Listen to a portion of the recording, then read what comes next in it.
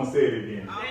Because it'll preach itself if you listen to it. No good thing will be withheld from them that walk uprightly. You may be seated if you can in the presence of God. I just want to talk to you from the topic this morning, my desire. My desire. Now, this past weekend started, and we even thank Sister Riley Butler for giving us a presentation on today. Started us reflecting and celebrating the life and legacy of Dr. Martin Luther King. Many of us who understand history and know our history know that those reflections started on January 15th, which is the actual birthday of Dr. King. And these celebrations, brothers and sisters, will continue to culminate on tomorrow on the national observance of Dr. King. But brothers and sisters, as I reflect over this servant of God, I see a modern day Moses called to go and tell Pharaoh to let my people go.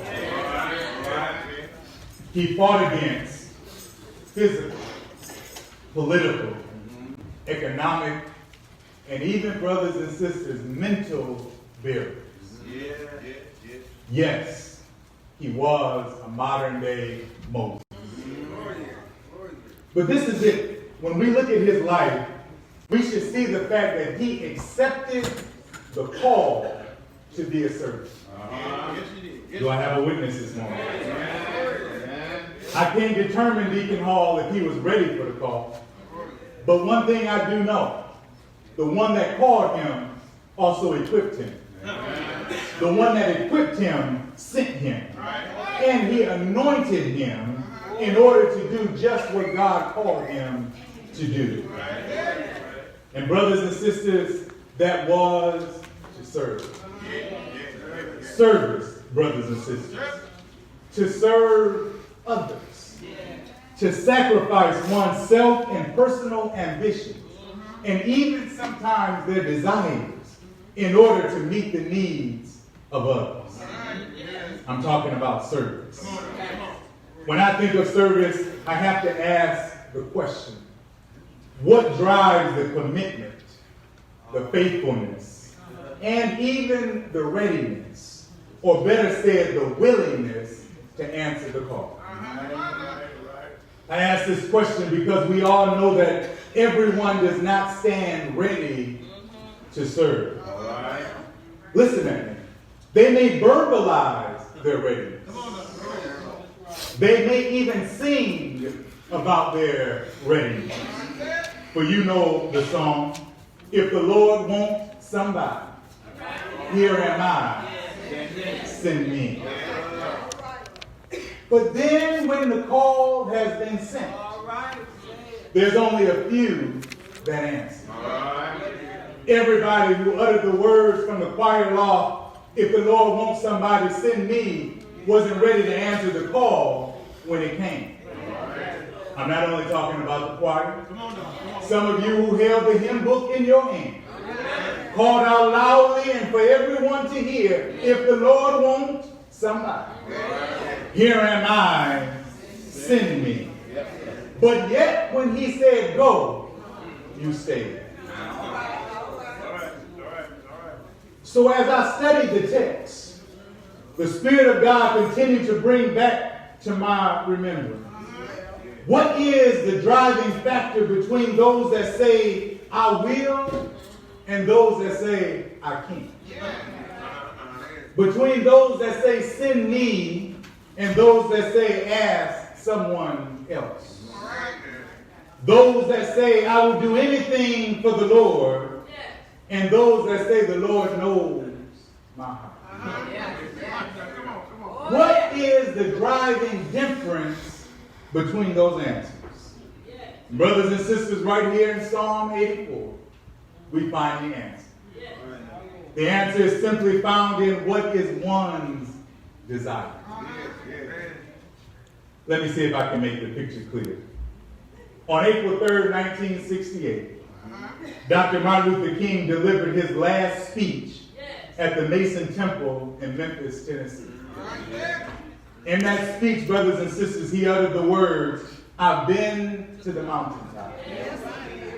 But then he paused before he got into his hoop. And he said, "I would like to live a long life. But longevity has its place. But I'm not worried about that any longer. I just want to do the will of God." Did you hear that, saints? Over anything else, over having everyone look at him in the spotlight, over leading the next march, over standing on Channel 5 and 7 News at 10 o'clock. His desire was no longer to be lifted up and mounted up as a Moses, but just to do the will of God. It was a desire to be used by God. And that's what 84 reveals to us today, brothers and sisters. Those who served in God's house expressed how intensely their souls yearned and even fainted for God. Do I have a witness this morning? And it was this desire, brothers and sisters, for God that fueled their drive, that fueled their commitment and their faithfulness to serve and worship the Lord our God. And let me tell you something about service. It's not easy. Serving God's people is not easy. But God never told you it was going to be easy. He never said that the road would not be rough. But he said, "I am the way, the truth, and the life." Out of that desire, brothers and sisters, for God came a relentless push, no matter the cost or the obstacle, to be in the presence of the Lord. There was such a strong desire that the psalmist said in verse 2, "My soul longed. Yeah, I even fainted for the courts of the Lord. My heart and my flesh cries out for the living God." Let me see if I can use an illustration. I know it's not the best illustration, but when I saw the word fainted, it made me think of the 80s and 90s. How many in the house lived through the 80s and 90s? All right, I should be able to get a witness on this illustration. Do you remember a man by the name of Michael Jackson? Anybody remember him?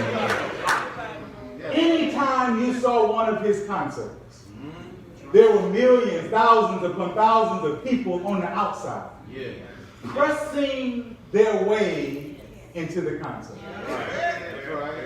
So much so that they would sleep overnight just to get in the concert. Now, some of you are going to say, "Well, that happens today," but it's something else I used to see in the 80s and 90s at his concert that I don't often see today. People will fall out at the presence of Michael Jackson. Faint. Paid all that money for a ticket. Stayed up through the night, slept in the cold to get in at the presence of him and fall out. Is anybody with me? Some of them, as they were interviewed going in, they would say, "I would do anything to get in to see him." I use Michael Jackson to paint the picture, but this is not exclusive to him and his family. Often man is found desiring and seeking everything but God. And therefore, brothers and sisters, it becomes so easy to get distracted from kingdom work. When you desire everything but God.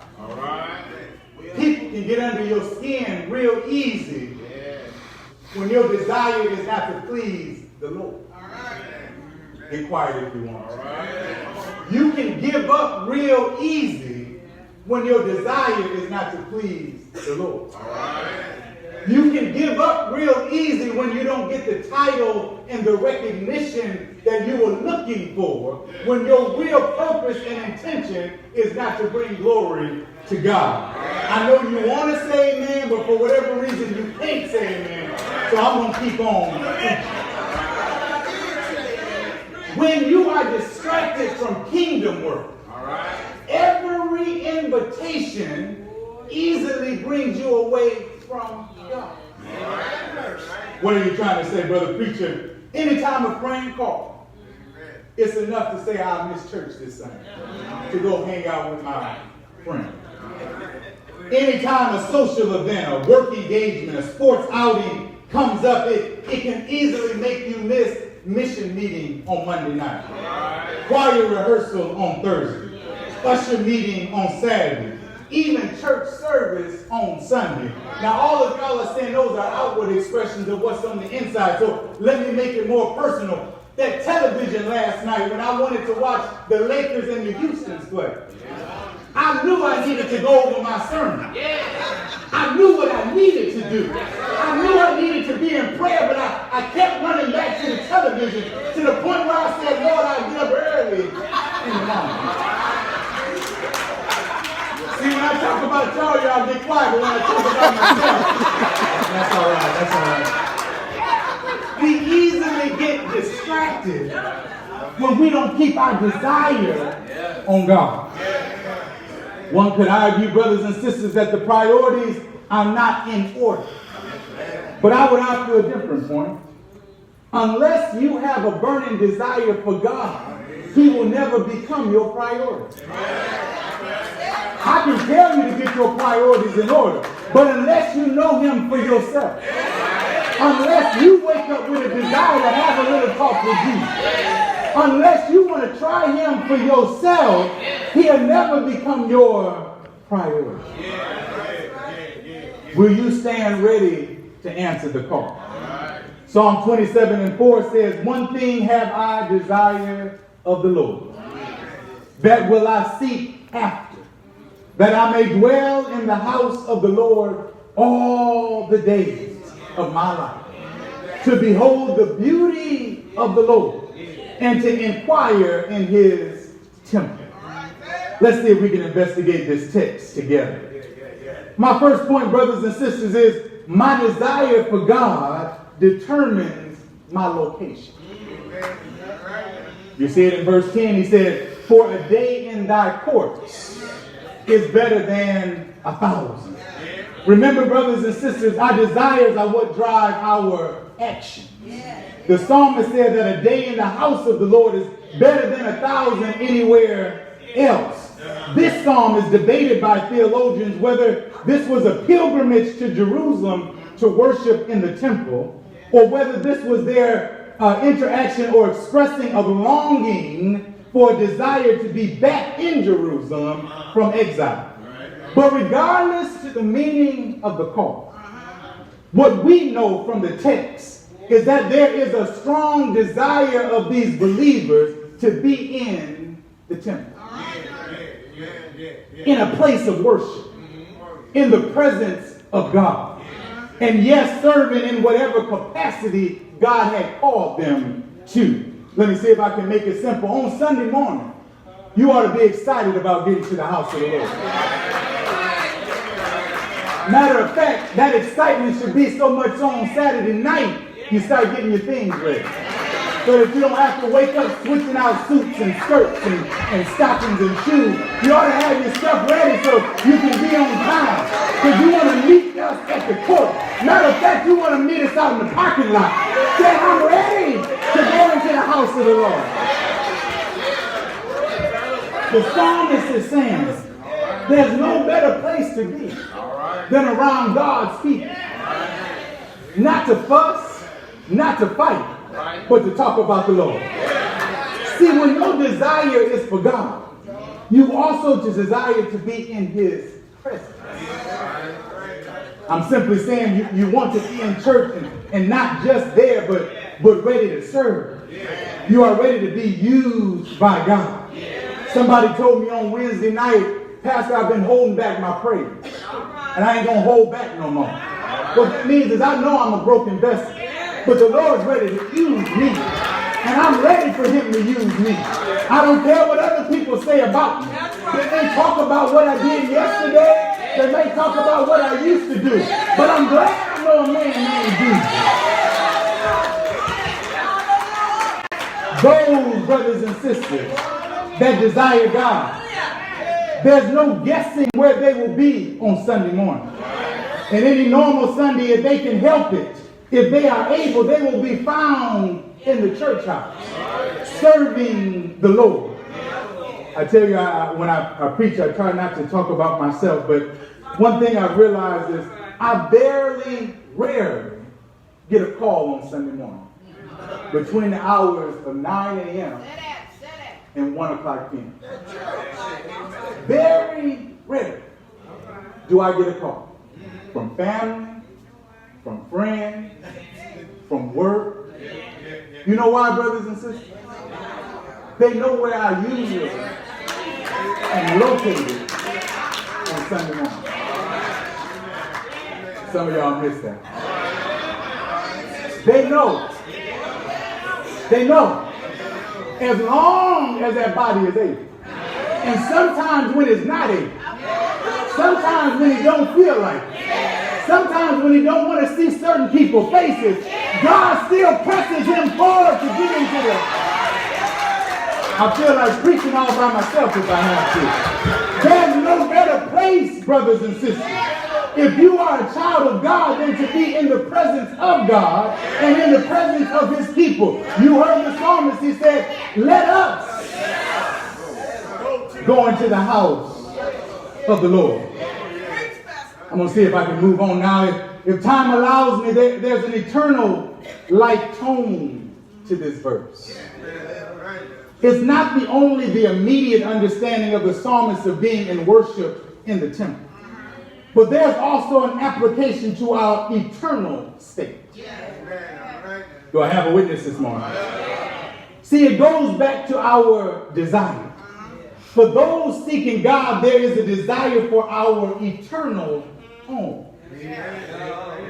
Do I have a witness? We can interpret that one day in the text as a time when the Sabbath will have no end. It will be one continuous day in the Lord. Brothers and sisters, we should long for that day when we are absent from this body and present with the Lord. For we know we are pilgrims and strangers, traveling through this old weary land, seeking after God. We understand that it is not the quantity of life that we are looking for, but it is the quality of life that we're looking for. It reminds me of the song, I Can't Feel at Home in This World Anymore. Yeah, I don't want to go to get so comfortable down here that I long for the world system and fail to live out my heavenly citizenship. See, brothers and sisters, as citizens of heaven, we ought to remember we're going back there one day.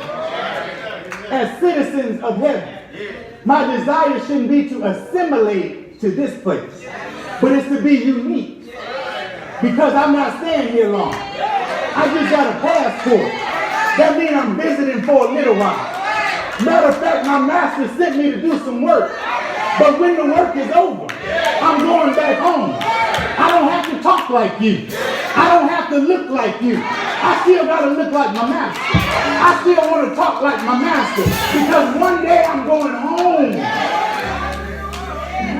Brothers and sisters, we want to be effective saints. We want to be faithful saints. We want to be committed saints. And we want to be busy doing the work of the Lord. After I have stood my last time, and after I have walked my last mile, after I have prayed my last prayer, after I have visited the last hospital, after I have said goodbye for the last time, I want to see him face to face. I want to hear him say, servant, well done. I want to hear him say, come on up. I'll make you ruler over many. So my desire for God determines my location. But then, brothers and sisters, my desire for God accepts my position. Right there in the text, he said, I had rather be a doorkeeper in the house of my God than to dwell in the tents of wickedness. I continue to look at desire because it's one's desire that ultimately exposes their motives and their intentions. It's going to get tight for a little while. Often man can be more concerned with their position in church than understanding it is a pleasure and a privilege to serve and to be used in the church. Let me see if I can make it plain. He lets us know that our righteousness is as filthy rags. That means we don't even deserve to be used. You and I don't even deserve to be in the pew today. But because he so loved us, that he gave his amazing grace, that he picked us up, cleaned us off, and placed our feet on solid ground, now he can use me. Brothers and sisters, and then, matter of fact, we shouldn't care how he uses, just be glad that he uses. Why do I say that? When you're so worried about where he uses, you would do any worldly thing to get that position instead of allowing God to make room for your ministry. All right, I'm going to talk about myself again. If y'all get quiet. See, brothers and sisters, a good man told me you never have to ask to preach anywhere. You never have to ask to preach. If God is using you, he will make room for you. You don't have to ask for anything. What God has for me is for me. I'm getting away from my notes. Let me go back. I want you to look at the text. He says, I had rather be a doorkeeper in the house of my God than to dwell in the tents of wickedness. Do you see the play on words, brothers and sisters? I would rather be in the house. Y'all get it? The firm foundation than to dwell in the tents of wickedness. Do you know something about tents? They're not built on a firm foundation. Do you know something about tents? They're temporary. Do you know anything about tents? When the wind blows, they get loose. Do you know anything about tents? They're built so you can pick up and move when you get ready. But when you're in the house, it's on a foundation. When you're in the house, it keeps you from the wind and the storm.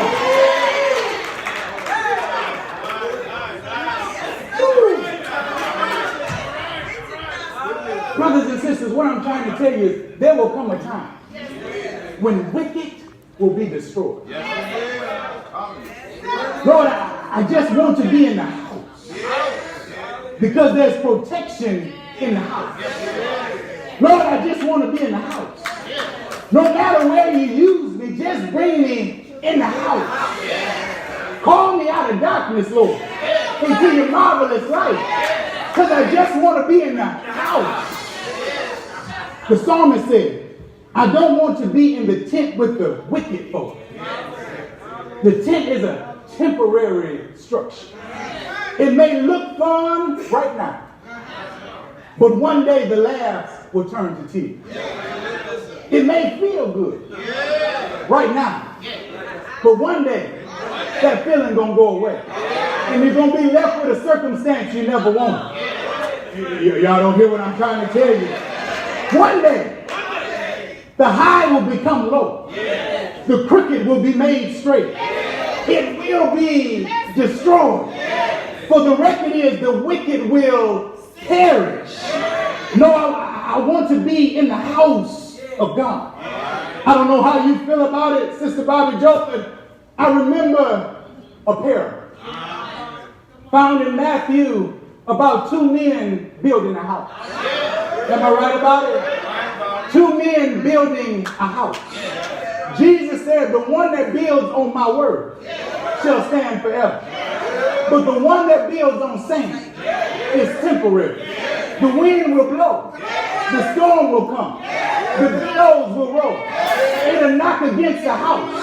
But the one that's built on my word, the one that's in the house, see, the God that I serve, he's not worried about my outer shit, but he becomes my security. He wraps me up. He tangles.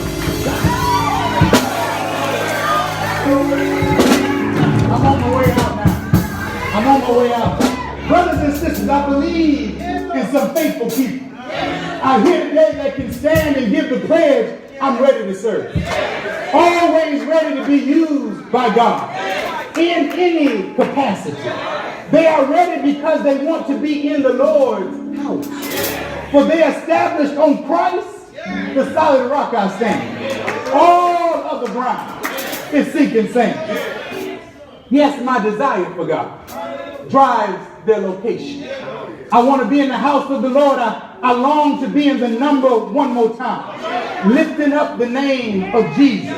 Telling others how good and how great God is. And stirring up love among God's people. And standing faithfully on my post. And faithfully serving God's people. My desire creates my location. But then, brothers and sisters, he said, my desire accepts my position. I don't care how you use me, oh Lord. Here am I, just use me. I will stand at the door and serve. I just want to be in your service. It doesn't matter if people get to see. It doesn't matter if they hear my solo. That's all right. As long as I'm bringing you glory. As long as you hear my praise. As long as you hear my note sung. As long as you hear my prayer prayed. It's all right. But then, brothers and sisters, you were ready for this part. I got to get to verse 11. And then I'll sit down. He said, for the Lord God is sun and shield. The Lord will give grace and glory. No good thing will he withhold from them that walk upright. For God, brothers and sisters, he is the sun and the shield. I thank God that he is the sun. Do you know anything about the sun? The sun, brothers and sisters, gives nourishment. Do I have a witness? The sun, it gives life. I'm still talking about the S-U-N. But if God allows me, I'm going to change over to the S-O-N. The sun provides all of your needs. For David said, I've been young, and now I'm old. Yet have I not seen the righteous forsaken, nor his seed begging bread. All David was saying is, he's been my son. He's given me everything I need. He nourishes my soul. Even when I can't physically eat, he gives me spiritual food. Ain't God all right? When I wake up in the morning and it feels like all my flour is good to eat, the sun begins to shine on me. Won't it shine on you? And you open up to the sun and say, hallelujah. I'm so glad you came back to visit me. I'm so glad I can see the bright sunlight one more time. Ain't God all right? Not only is he my son, but he's also my shield. Thank you, Lord, for your grace. For brothers and sisters, grace is unmerited favor. Simply put, we don't deserve it, but God gave it to us anyhow. Grace shows up when you don't expect it. Grace can pick you up, can turn you around, place your feet on solid ground. Do you know anything about grace? I said I was going to move from the S-U-N to the S-O-N. I'm talking about grace. Grace came down after 42 generations. Grace walked this earth for 33 years. Grace, the gospel to the lost. Grace, he healed the sick and he raised the dead. He gave sight to the blind. Grace, he went from judgment hall to judgment hall. They couldn't find no fault in him, but they lied on him anyway. If they lied on Jesus, they will lie on you. Grace, carrying his own cross. Grace,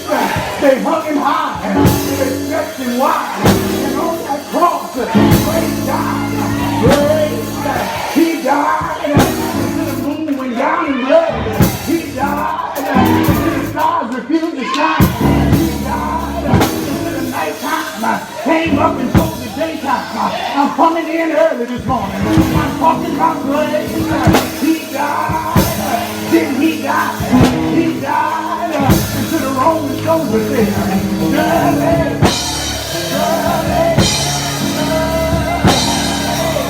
He's the Son of God. Went down in the borrowed tomb. But I'm so glad that's at the end of the story.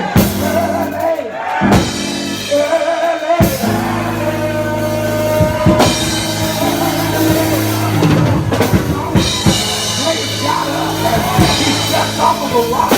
He rolled back a rock. He stepped out of a rock. He turned back to that rock and said, "Oh, power,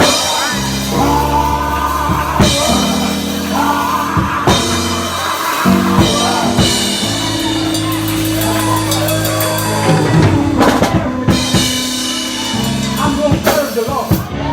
I'm going to give him all my praise. I'm going to give him all my praise. I'm going to give him all my strength. I'm going to work for the Lord. Wherever he places me, he can use me. Whatever position he puts me in, I'm going to do well in my position. I'm going to do just what he tells me to do. I'm going to serve the Lord until I die. I said I'm going to serve the Lord until I die. And anybody here join in with me and say, I will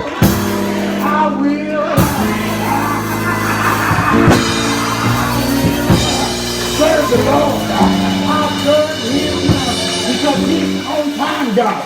I'll serve him because he loved me. See every groan. I'll worship him because when I thought I was about to give out, he gave me strength. I will serve him because when I called him, he heard my cry.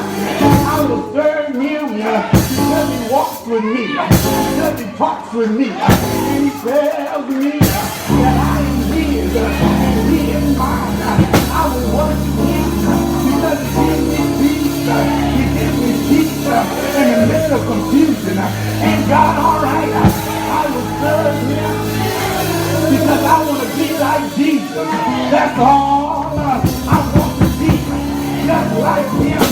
Leave everything to me. I will serve because I want to hear him say, serve him, serve him, serve him. Well done. But I know, and God, all right, I know it's all going to come to an end one day. He'll step out the shining coats of glory. He'll catch me up in the middle of the air. He'll give me wings to fly and get to walk through. And one day I'll see him. There'll be no more weeping and no more wailing, no more sickness and no more death. And God, all right, can I tell you one more thing? I have decided to follow Jesus. No turning back, no turning back. The world get behind me. That cross before me. Thinking there's something about that cross. At the cross, where I first saw the light. Ain't God all right?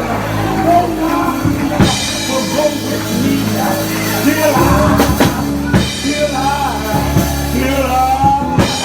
I will follow. No turning back.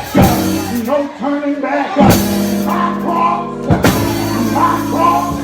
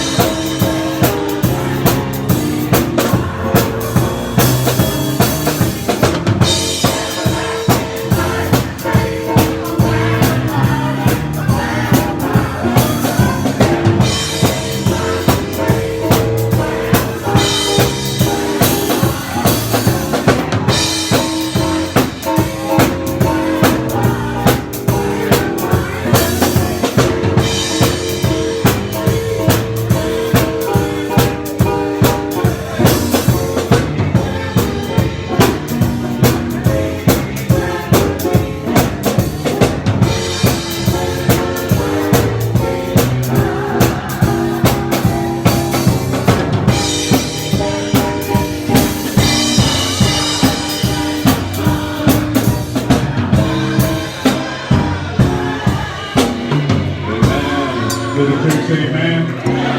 Say amen again. If you truly love the Lord, say amen one more time. My heart is full right now. I know these two. I don't have to ask them how they were baptized because I know the one that baptized them. I know they were submerged in the water. And I am so grateful on today to bring to you Second Baptist, Maya Booker and Leisha Woods, who are coming on their Christian experience. To become members here at Second Baptist Church. We love you. We thank God for you.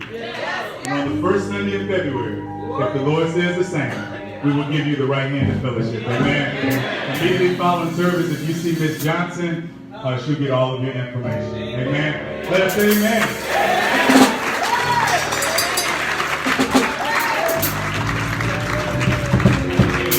Amen. We also have today, reinstating her membership, Sister Patty Graves. Amen.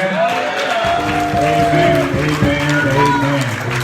We thank God for all that He is doing here at Second Baptist. At this time, let us receive our announcement clerk. Amen.